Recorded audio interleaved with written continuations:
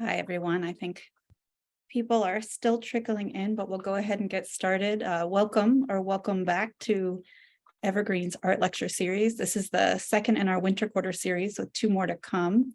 I'm Kathleen Amon. I'm filling in for Shah Osha, my colleague and good friend. And I wanted to open briefly by just taking the opportunity to thank her for organizing year in and year out an art lecture series that brings world-class artists, thinkers, and makers into our community and into a rich conversation with our work here at Evergreen. And I also wanted to thank our friends and colleagues in media for their support for the series, both getting the webinar up and going and sort of polishing and finishing the recordings off and getting them onto our Evergreen YouTube channel. For those of you who don't know me, again, I'm Kathleen Amon. I teach philosophy of art and aesthetics and social and political philosophy here at Evergreen. And today we are really excited to hear from Neely Goniodsky, who is also a member of our community, currently teaching in the full-time program Art Time with Shah Osha. As a reminder, Neely will, I think, talk and share work for about an hour, and then we'll have a half an hour for questions. As questions come up for you along the way or as you're crafting your reflections and thoughts, you're welcome to submit them using the Q&A function, and we'll collect them and turn to those maybe first when we get to the Q&A session. And we'd also love it if you're willing and able, if you could use the raise hand function at that point and join us audibly. We'd love to hear your voice. We'd love to hear you work through the nuances of your thinking and response. And we love the way it helps us feel like we are, in fact, in community, which I know we actually are, but it's hard to experience sometimes when we are working remotely. And now, I am really pleased to hand things over to Evergreen student Michael Richards, who is going to give a full and real introduction of Neely. So thanks so much. Hello, everyone, and welcome to this week's installment of the Evergreen Art Lecture Series. I'm Michael Richards. I use he, they pronouns. I'm a senior here at Evergreen State College and the current editor-in-chief of our school newspaper, the Cooper Point Journal. I'm here to briefly introduce our featured artist, Neely Goniodsky. Neely is an artist and animator who has directed and created over 25 short films, including productions at the National Film Board of Canada, the New York Times, and Seattle University. She holds a master's degree in animation from Royal College of Arts, London, and a bachelor's degree in animation from Concordia University, Montreal. Neely has been animating for over 15 years with her works reflecting an ever-going search for new styles and expressions. Neely is interested in interpreting the human condition through abstract narrative and visual experimentation, attempting to translate obscure reality into visual poetry. She explores a combination of traditional animation techniques, including ink and paint on paper, cutout collage, under-the-camera animation, computer drawing, and 2D computer animation. Beyond animation, Neely's works include video installations, paintings, drawings, and collage. Neely has received several awards and nominations, most recently including Best Animated Short Award at the Local Sightings Film Festival in Seattle, and the GAP Grant from Artist Trust. Other awards include being selected to be the first artist in residence at the Northwest Film Forum, a 4Culture Award, and a finalist of the Artist Trust Arts Innovator Award, and numerous Canada Council and CALQ grants.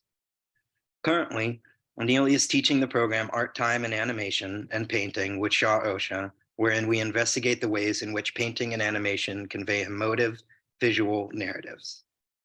I'm currently enrolled in this class, and so far it's been a wonderful experience to learn new techniques and theories from an animator whose work is so visually expressive and asks us to challenge the established canon of the medium.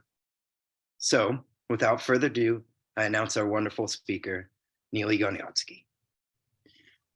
Thank you so much, Michael, for your warm introduction, and I'm very honored and grateful to be here. Thank you for hosting me for the art lectures. And I'll get started without further ado because there's a lot to cover. So let me share my screen. And okay, so as was mentioned multiple times, my name is Neely Goniodsky. My main mode of animation is hand-drawn frame-by-frame animation. And if you miss any films, if you want to watch more, you can find me online. This is my website.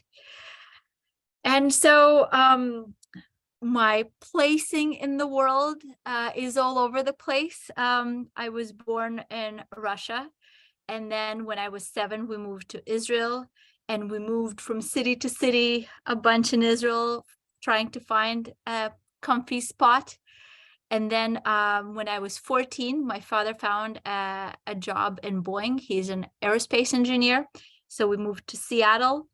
But because Boeing does Boeing, Boeing, Boeing, he got laid off, and we ended up going to Vancouver and then to Montreal. And we just kept moving between the age of 7 and the age of 19. I was very nomadic with my family. And so because I was already grown up enough, when my parents decided to move back to Seattle after Montreal, I said, I can't do this anymore. And I stayed in Montreal, and I went to Concordia University. And it was absolutely by chance that I ended up enrolling in this amazing program for animation in the Mel Oppenheim School of Cinema, part of Concordia. And we have teachers that were working animators, working directors at the National Film Board of Canada, and they would come teach. And there were equipment. Evergreen is really good with their equipment. So it's very lucky to be in a university, in a college that allows you access to 35mm cameras and anything under the sun. So studying there, after studying there, I stayed in Montreal to work as an animator, getting grants and working for a brief residency at the National Film Board of Canada, which felt very reassuring as an animator. And then I felt that I reached a plateau as an artist, that I was doing the same thing over and over again. And I decided that I need to take the next step. And I went to do my master's at the Royal College of Arts in London. And after that, I returned to Seattle. So this is my journey. And so now Seattle is my home and has been my home since 2013, but it has been my home on and off before that. But now it's my permanent home, rooted down.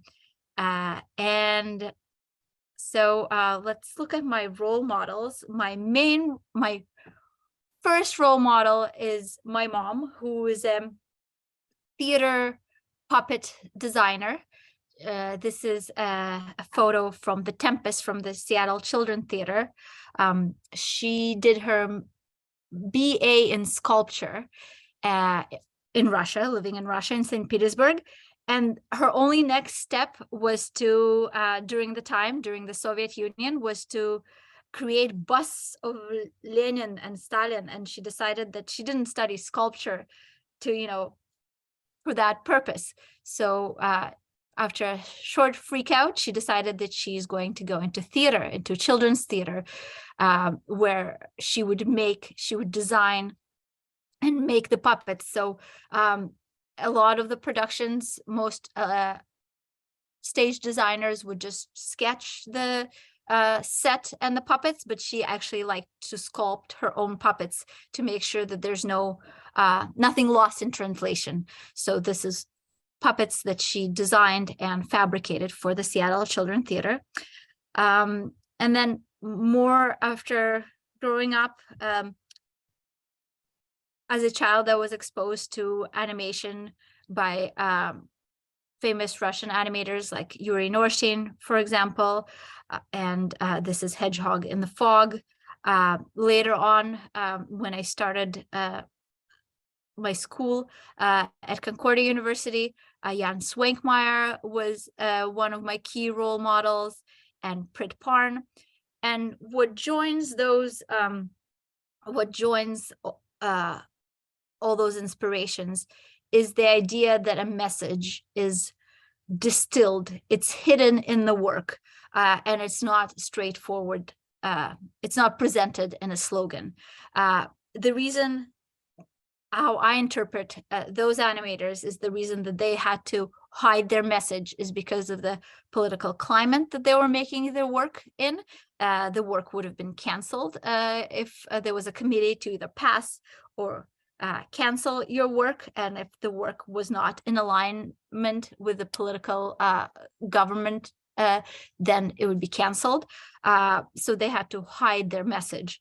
But I also believe all messages need to be hidden, or there's no one truth. So any message that one tries to convey is hidden in a way, because no one really knows how to express that message fully.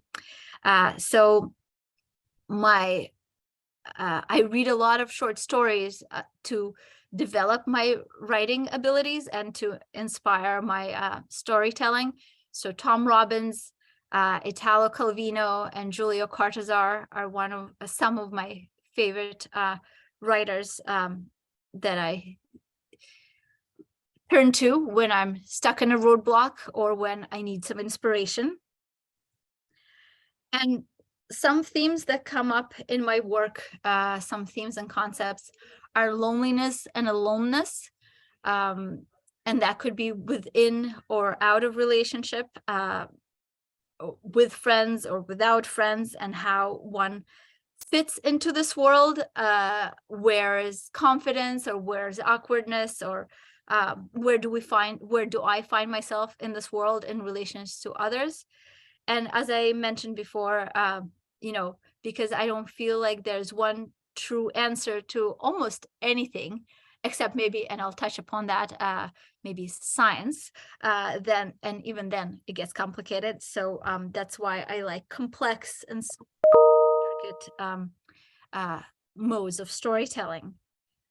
So, for me, a story would look, this is really hard for me to grasp and implement into my writing, that rising action, climax, falling action, resolution. It's hard for me to squeeze my thoughts into this arc. So for me, I'm more interested in the expressive or abstract narrative, and navigating how to balance a film that way. An earlier film that I made was Pearl. It was produced during the National Film Board of Canada residency, or it's called The Hot House. And I would love to show you this film. It's about a lonely old lady that creates herself a cocoon of friends by knitting. So 1 second.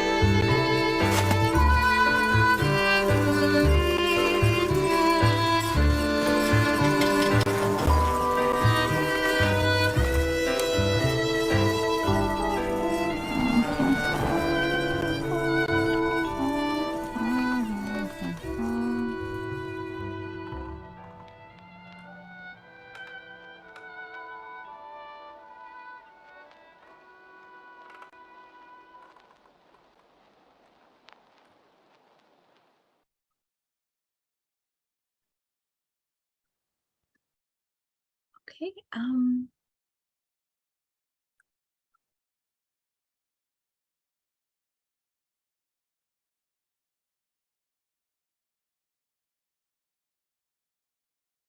Right. So this film was made with ink, with drawing with a quilt pen on paper, and then composited digitally. I was interested in using a lot of tactile elements like texture, cloth, yarn, to convey tangibility. And also in the background is many, many layers of constantly moving textures to reflect ideas of memory, forgetfulness, texture, layering, aging, weathering. And so this is in the background. And it's about growing old and trying to transition from loneliness to aloneness. So it's a pleasant, the idea is how to convert loneliness into a pleasurable experience. Then the next film that I wanted to talk about is A Pair, and it's about communication. So it's about two people, their communication breaking, and then how they reestablish it. So this is an example of the phone ringing and a rain of forks falling on the phone.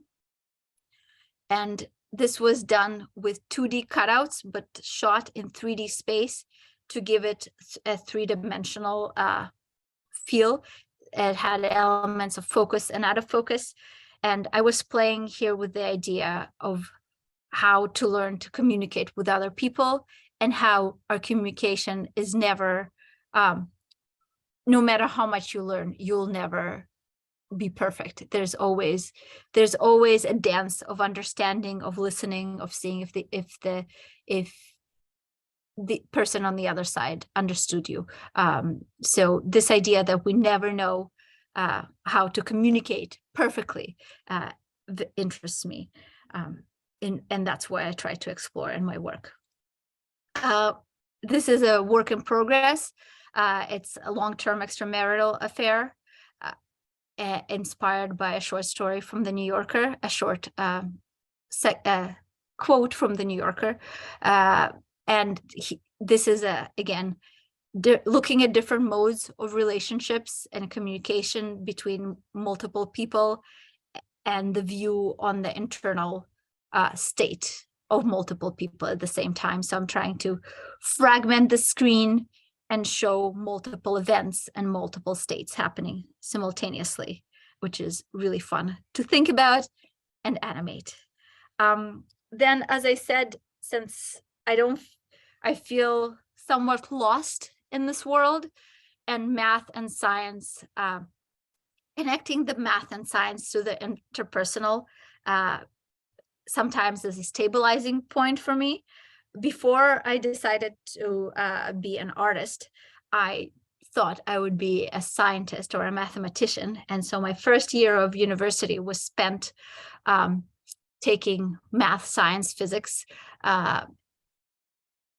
and I really enjoyed it, but I didn't feel like I could excel in it.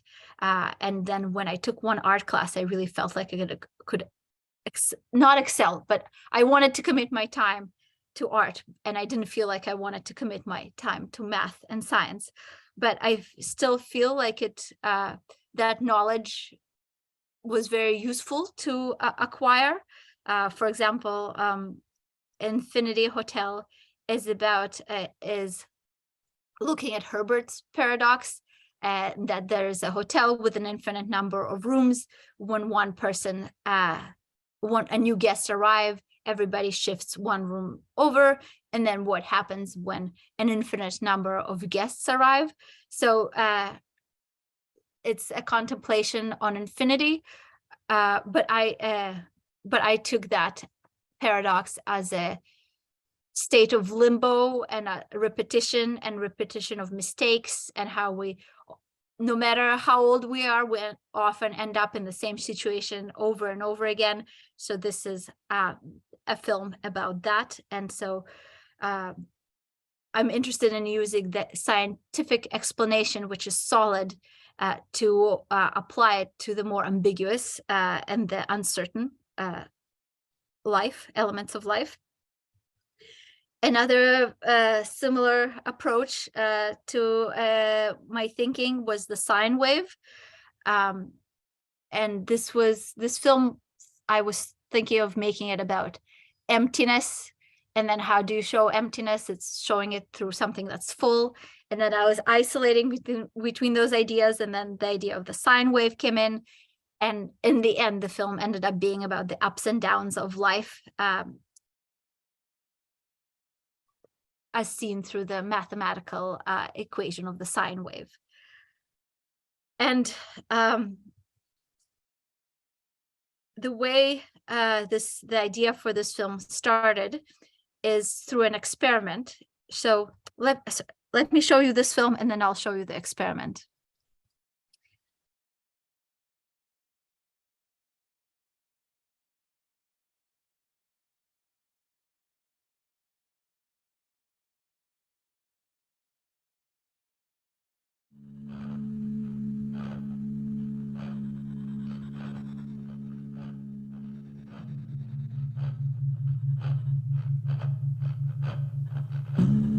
Going around in circles, I devise a formula, a fragile philosophy based on patterns, to understand my perpetual ride on a sinusoidal curve.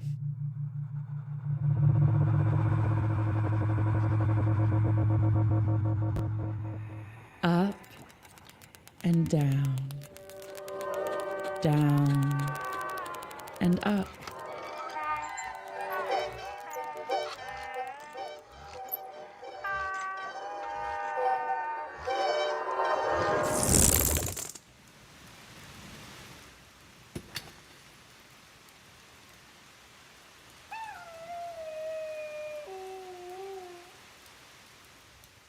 Finding my feet, I lose my head. Down, up, down, up. Finding my feet, I lose my head. Down, up, down, up.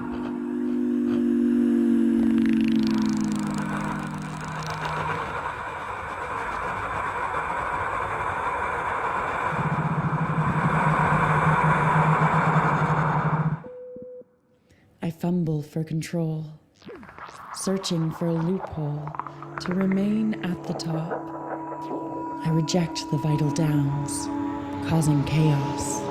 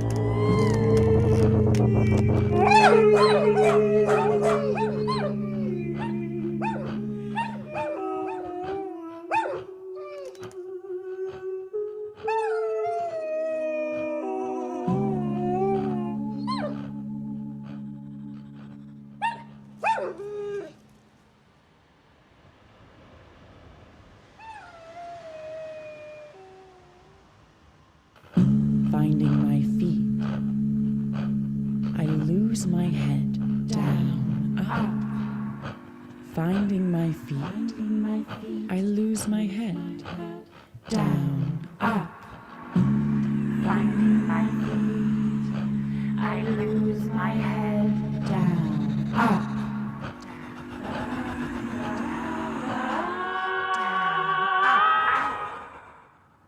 I sit to reconsider my calculations, balancing an equation of both high and low.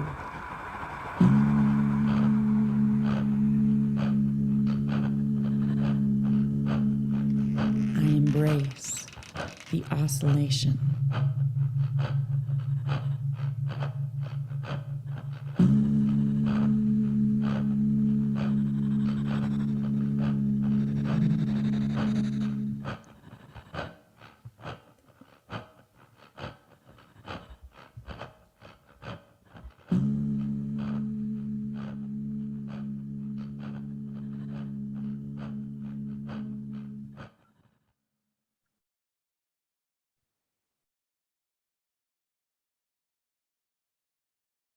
Okay. So as a preparation for thinking this through how to make this film. So before this film, how did I approach the subject matter? So as I said, first the idea was to make a film about emptiness or about nothing. And so I just started experimenting with combining bits of pieces under the camera, and this would be under the camera, so the camera will be pointing down, and I'll be playing drawn and stop motion elements, cutout elements underneath. So I'll skip that slide too. And also, I don't believe in writer's block. I feel like if I'm stuck, I just go to the library, or I read a poetry or my favorite authors, or I try to find a topic that's similar to what I'm working on, and then and research that. So while working on this film, I kept returning to the library and looking. Anytime I was stuck, which was many a time, I'd return to the library and look into depression, or look into what else? Interpersonal communication, crowds, anger.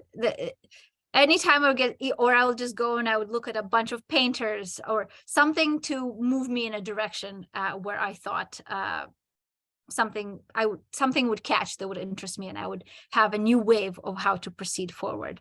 So this was a study for the film that we just saw.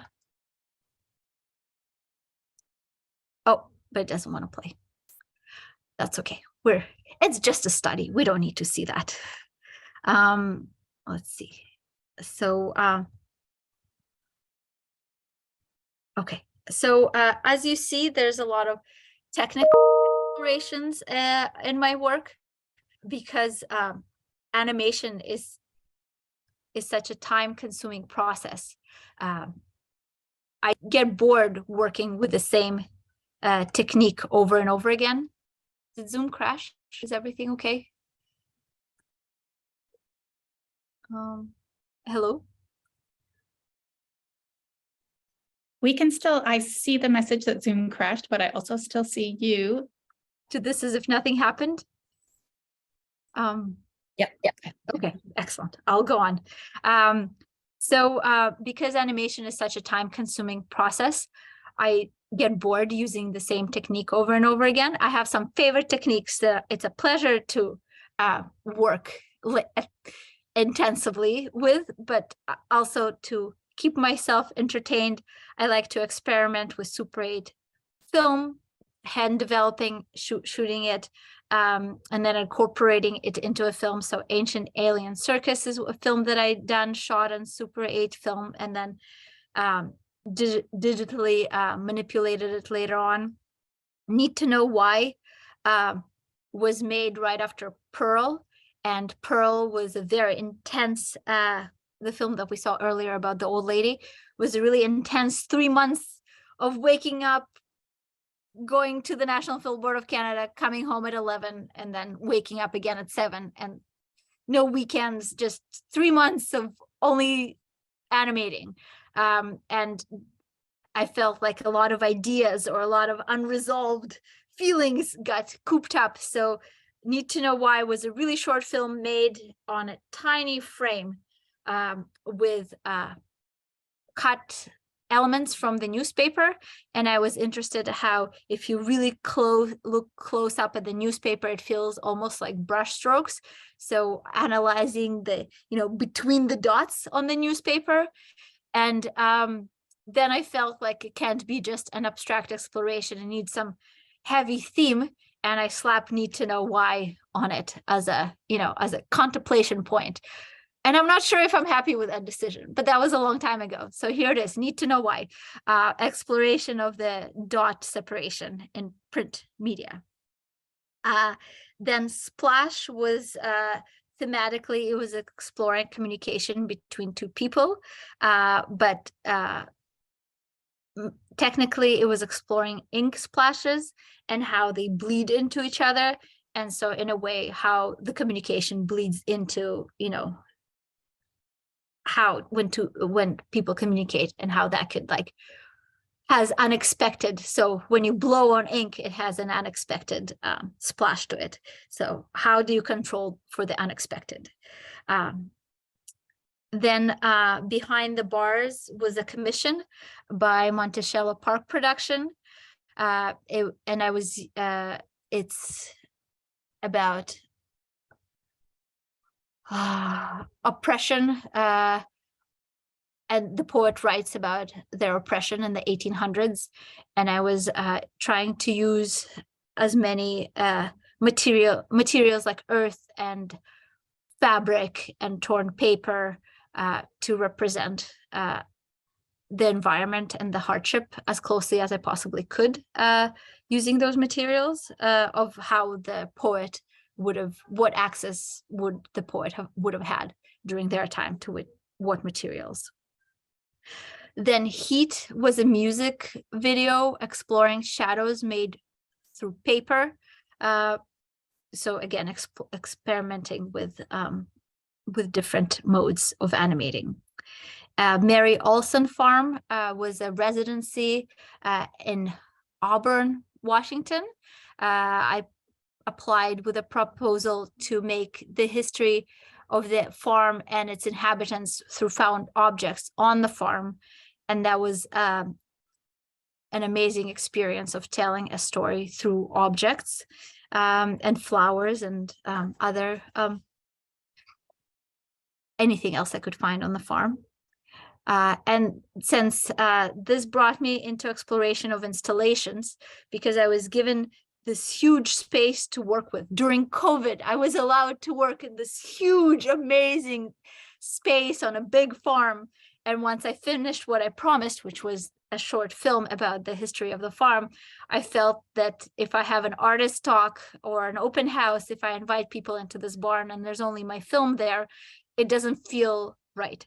So I started placing art in this barn. And the barn was huge, so anything that I would put there felt like nothing was put there. If I would display a scene from a film like this or this, it felt like nothing. So I kept working on thinking of how to use that space to its full capacity, and working with fabric and cyanotype.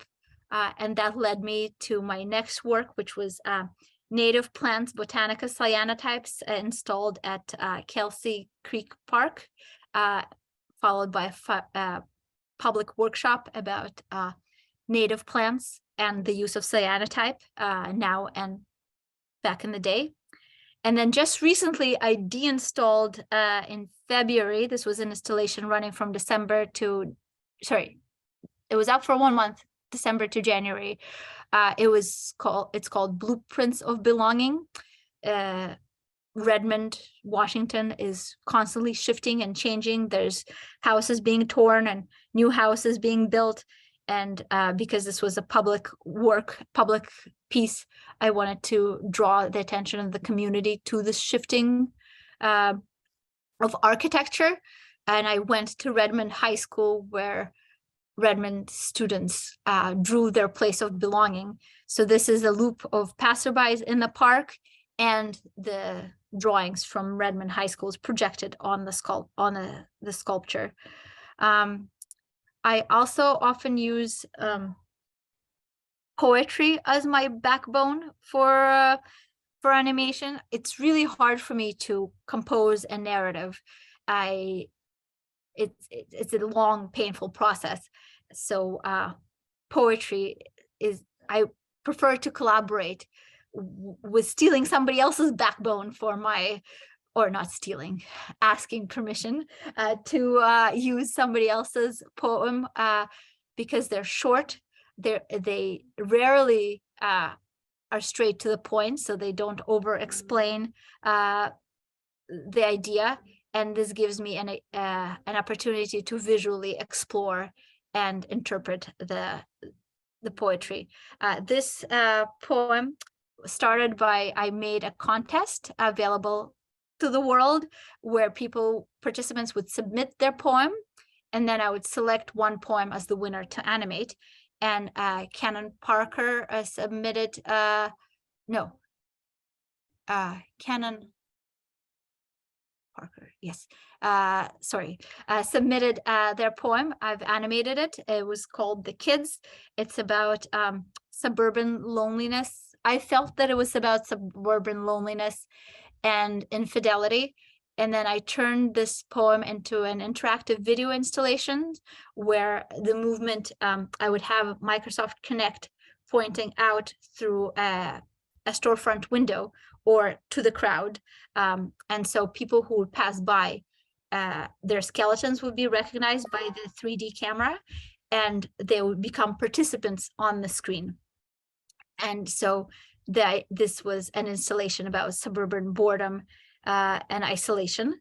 And so here you see how this was installed at For Culture in Seattle. And you see how a viewer is able to participate and is mimicked by a character on screen. Their movements are mimicked by characters on screen. Okay, I also often work with to relay a message. If this was done for, this was a commission of a short film done for Seattle University, raising awareness on homeless families in Washington State. And this was a short film to start a conversation about this topic. I think we have time to watch it. I'm going to share this film.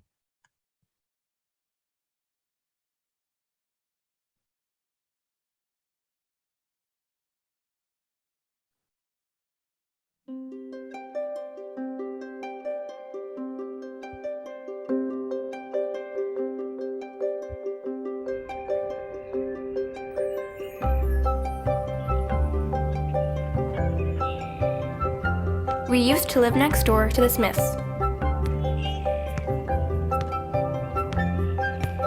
For my brother's birthday, the Smiths brought him a shiny bike bell. I told my brother the bike bell was special. If he rings it and makes a wish, the wish will come true.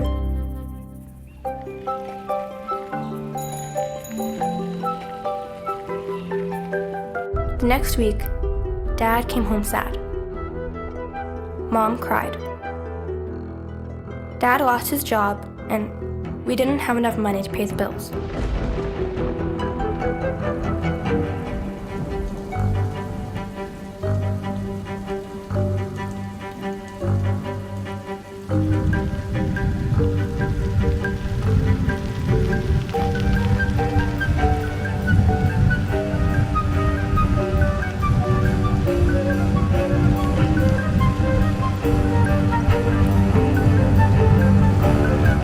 We lost our electricity. My brother rang the bell. The Smiths had us over for dinner. They gave us a long power cord attached to their house. My dad plugged in his computer and kept looking for work. We had to leave our house.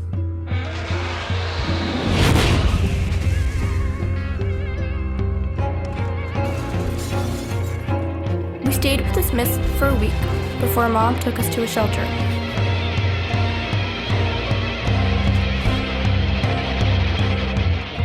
Dad couldn't come with us.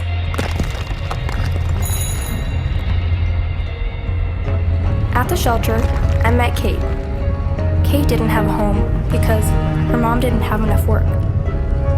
Kate didn't have a home or a dad. I missed my dad.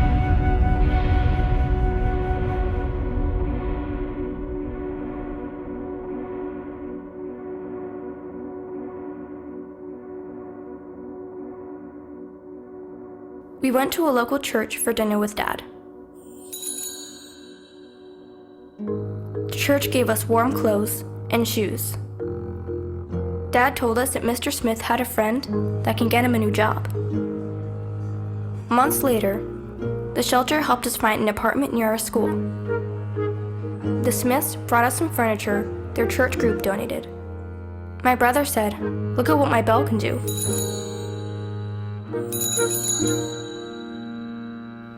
But I'm 10, and I know the bell doesn't work without shelters and churches, and people like the Smiths.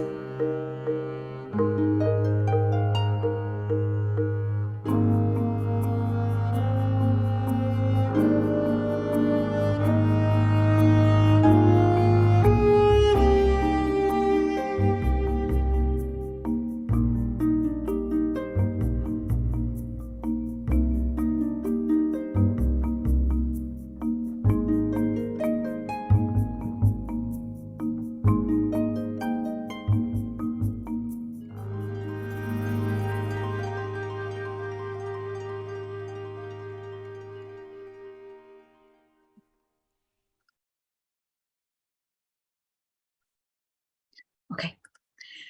So when I work with films that have a message, usually the people who reach out to collaborate with me know my animation style, my visual style, and what my skills are usually. So most of my subject matters are between neutral to difficult. I'm rarely asked to animate something fun and jolly, just because my work lends better to heavier subject matters, and I myself am more interested in the complexity and the nuances that are there. My animation process is up until 2015. I drew everything with quilt pen on paper, and some of my films were shot on film. And then, so this is how I would animate, and then I would scan that in page by page, remove the background in Photoshop, and then import it into another program like After Effects. But because that turned out to be too time consuming, and even my mom as an artist could not tell between my lines done, digitally or on paper, I moved to a digital platform animating like this. It loses the pleasure of having the ink on paper, but it's a lot quicker and makes projects with a tight deadline a lot more manageable. And then, so you could still see the amount of layers that go into each production, and it's much easier to break it down into layers, and then it's all assembled in a program called After Effects. So even though a lot of my work is tactile, done by hand, integrated with texture, there's still at least 50% of my time is spent on the computer, putting it all together. And then I'm going to jump to the 1 minute format with a 1 minute film, which I find the most rewarding, because you'll be I'm very pleased with how a story could be told within a short span of 1 minute. You can have an arc, you can express so much within a 1 minute span, but then it's very tangible. You can do it in a month, right? You can do it in a short period of time.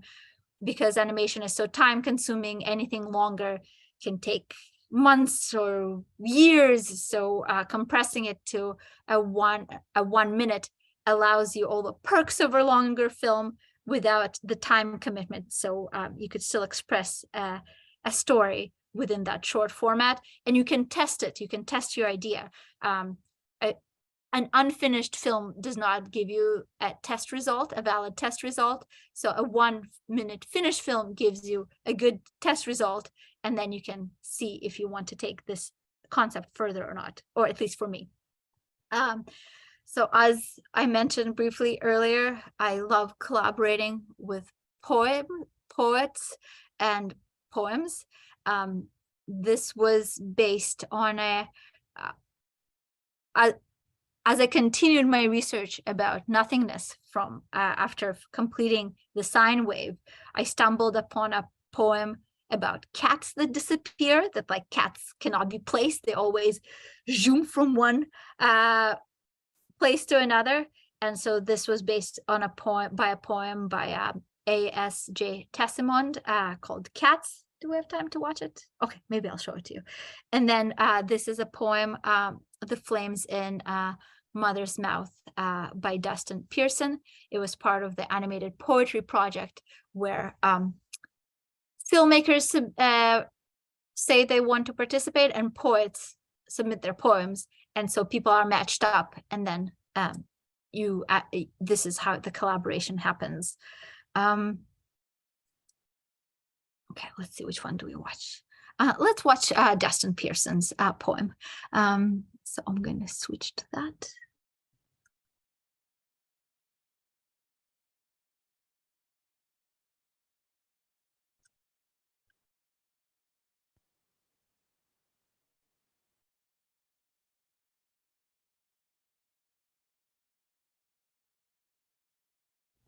There's a fire inside her mother's mouth. Every time she opens it, we throw wood in. The flames, moss up the sides of her face, make red-orange pigtails above her head. No matter how big they get, they won't hang. She holds on to them while she chases us. With enough wood, the flames come out her ears, down her nose. Our mom is on fire and chasing us, but doesn't notice. We don't get it. In our mouths, the wood does nothing. We keep throwing wood until the house burns down.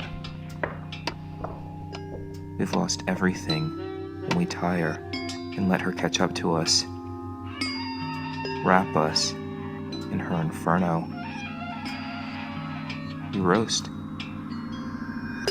The debris floats to the sky, freezes. Our house returns to us, pepper ash between flecks of snow. The ice turns cold on us, and we laugh.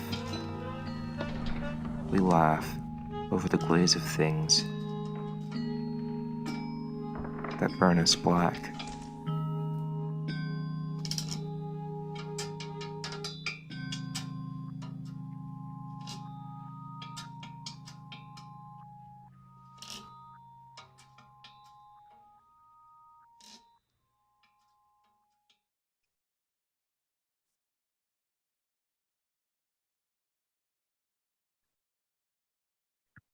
Okay, so this is an example of collaboration with poetry, and I'm really grateful to Dustin for being such a fantastic collaborator.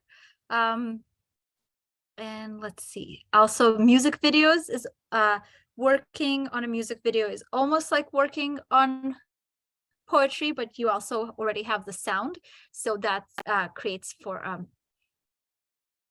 it's even easier to visually interpret that language.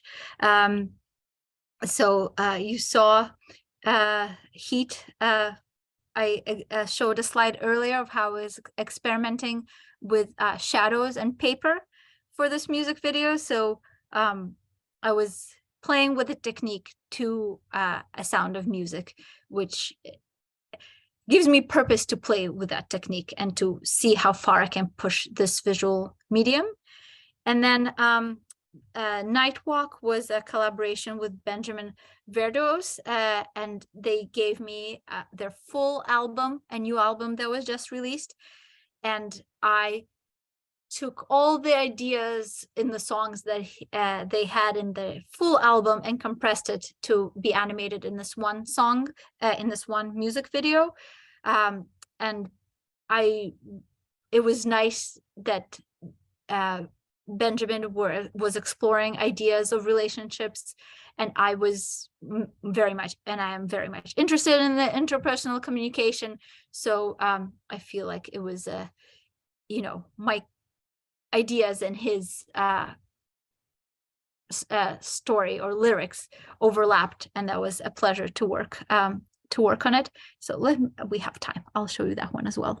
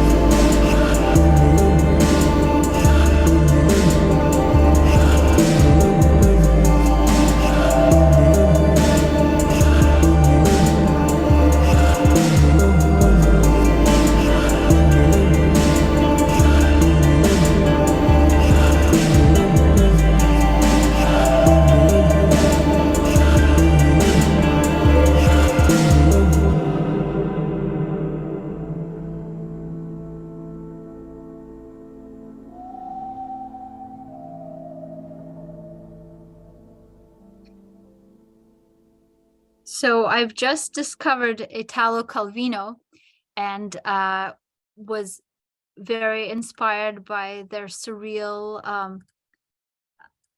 cosmical short stories. And I proposed to make a film that would have a very spacey feel to it. And Benjamin agreed to collaborate with me. And that's why this video has a lot of spacey feel to it. It's all thanks to Italo Calvino. And then, as I mentioned, a lot of my collaborations have a heavy subject matter.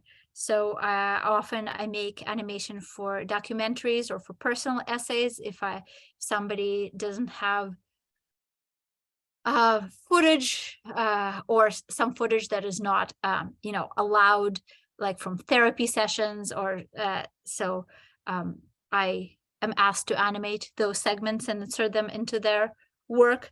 So this was a personal essay called Paternal Rights, about sexual abuse. That was a very powerful piece, and I was very, very lucky to collaborate with Jules Roscom.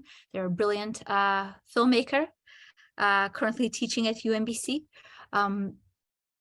And so to use a lot of textures and rough drawings, I kept saying to Jules, let me just clean this up. And he would say, no, make it messier. And so that was, we were both on the same page on how the emotions, I would agree with him. All the feedback that they gave to me, I thought, wonderful, this is going to make the film so much stronger. This was a collaboration with the New York Times, where they did interviews. This was an interview with a veteran from Afghanistan, and they sent me an 80-page manuscript to read, and then it was distilled into a 4-minute film. So this will end on this. I'll show you this film, and then that would be the last thing that we watch for today. Well, we ran out of time. I'm not sure why this film is not playing, but it's not playing. So if you're very curious, it's online, so you can watch that by finding it through my website. And it's just portraying the situations and the history, the kind of flashbacks of the soldier as he's trying to integrate into life after the war and make it fathomable for himself to keep existing and to build a normal life further on. Okay, well, thank you for listening to me ramble on for an hour. I would love to hear some questions. All right.